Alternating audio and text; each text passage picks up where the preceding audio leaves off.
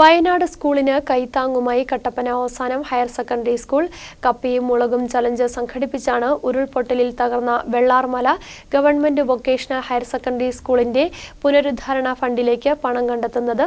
വയനാട്ടിലുണ്ടായ ദുരന്തത്തിൽ ഒരു ജനവാസ മേഖല തന്നെ ഒലിച്ചുപോയി. അതോടൊപ്പം നിരവധി വിദ്യാർത്ഥികൾ പഠിച്ചിരുന്ന Vellarmala government vocational higher secondary സ്കൂളിനും നാശം സംഭവിച്ചു. നാടിനെയും വിദ്യാലയത്തിനെയും കൈപിടിച്ചുയർത്തേണ്ടത് ഓരോരുത്തരുടെയും കടമയാണ്. അതിനായി ഭരണ സംവിധാനങ്ങളെല്ലാം പ്രവർത്തനങ്ങൾ തുടങ്ങിക്കഴിഞ്ഞു. ഈ സാഹചര്യത്തിലാണ് Vellarmala government vocational higher secondary സ്കൂളിന്റെ പുനരുദ്ധാരണ ഫണ്ടിനായി കട്ടപ്പന അവസാനം ഹയർ സെക്കൻഡറി സ്കൂൾ സജ്ജമാവുന്നത്. കപ്പയും മുളകും ചലഞ്ച് സംഘടിപ്പിച്ച പണം കണ്ടെത്തി സ്കൂൾ പുനരുദ്ധാരണ ഫണ്ടിലേക്ക് കൈമാറുന്നതാണ് പദ്ധതി. ഇതിന്റെ ഭാഗമായി വിദ്യാർത്ഥികളുടെ നേതൃത്വത്തിൽ കപ്പയും മുളക് ചമ്മന്തിയും തയ്യാറാക്കി കട്ടപ്പനയിൽ വിതരണം ചെയ്തു.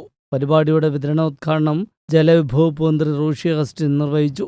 വയനാട്ടിലെ നമ്മുടെ സഹോദരങ്ങൾ വേദന അനുഭവിക്കുമ്പോൾ വേണ്ടത്ര സന്തോഷത്തോടുകൂടി നമുക്കൊരിക്കലും ഈ സ്വാതന്ത്ര്യദിനം അതിൻ്റെ പൂർണ്ണതയിൽ ആഘോഷിക്കാൻ പറ്റത്തില്ല. മനുഷ്യരെ നമ്മെ സംബന്ധിച്ചിടത്തോളം വേദനിക്കുന്നവരുടെ കൂടെ നിൽക്കുക എന്നുള്ളത് വളരെ പ്രധാനപ്പെട്ട ഒരു കാര്യമാണ്.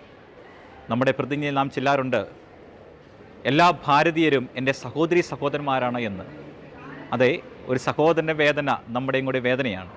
വയനാട്ടിലെ വേദന അനുഭവിക്കുന്ന മക്കൾക്ക് വേണ്ടിയിട്ട് വളരെ പ്രത്യേകമായിട്ട് അവിടെയുള്ള സ്കൂളിലെ വിദ്യാർത്ഥികൾക്ക് വേണ്ടിയിട്ട് അവസാനം സ്കൂൾ കൈ ചേർത്ത് ഒരു പദ്ധതി ഇവിടെ ആരംഭിക്കുകയാണ്.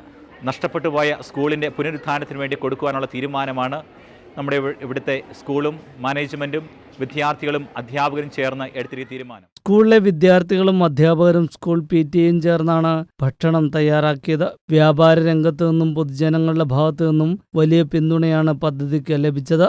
News bureau, Kattappana.